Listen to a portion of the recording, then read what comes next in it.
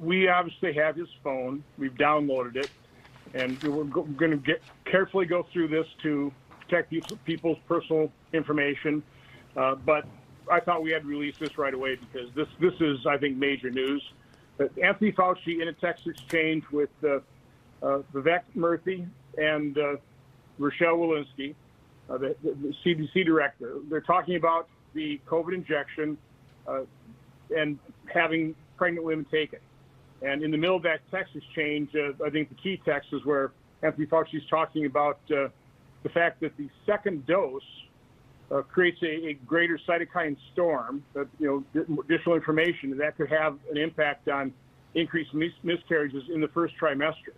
Now, to add to that, in June of 2021, Tom Shimbakuro, a bunch of other people published a grossly misleading study in the New England Journal of Medicine where they were looking at 827 confirmed pregnancies.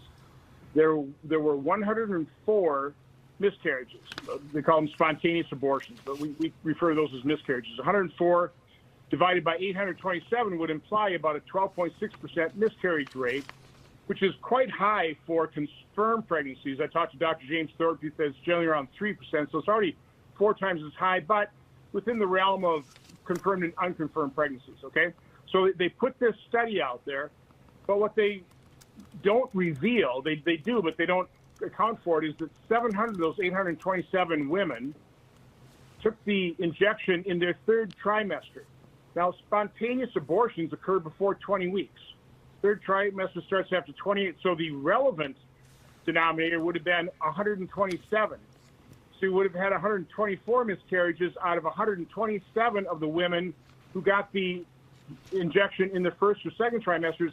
That's an 82%, 82% miscarriage rate. That is shocking news. Okay, and that's been known for quite some time. But again, the federal health agencies weren't highlighting that.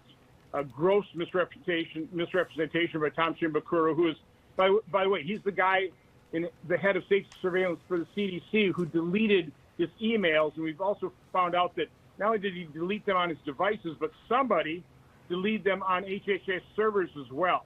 Again, that needs to be fully investigated in terms of violation of the Federal Records Act. Hey, Senator, it's John Roberts here, along with Sandra. So what Fauci said in that text message that you divined from his phone seems to be quite at odds with the public messaging that occurred following him sending that text message. That text message was sent on the 25th of January, 2021. Fauci said on February 3rd, and you included this in your press release regarding this, Fauci's message was, FDA have found thus far, and we have to be careful, but thus far no red flags about pregnant women. August 11th, 6 months later, CDC Sasha Ellington, we are not seeing a signal of safety concerns of the vaccine in pregnancy. Fauci again, August 30th. He said tens and tens of thousands of women who have been followed by the CDC have been vaccinated when they were pregnant. There's no indication whatsoever there's any increase in adverse issues. It stands in sharp contrast with the concerns that he voiced back in January of that same year. Yes, they lied. Again, not one major news broadcast station or major newspaper has covered my April 29th report where I showed that Peter Marks, who's head of the division that approves vaccines and surveils for safety in FDA, was told that his algorithm analyzing viruses is going to hide mass safety signals. And then for 4 consecutive months, using a new algorithm, senior FDA officials were shown dozens of safety signals, including sudden cardiac death, pulmonary infarction, which Fauci himself suffered from in June of 2021, Bell's palsy, different types of strokes. So no, again, I've been frustrated that the news media hasn't been covering up that major scandal.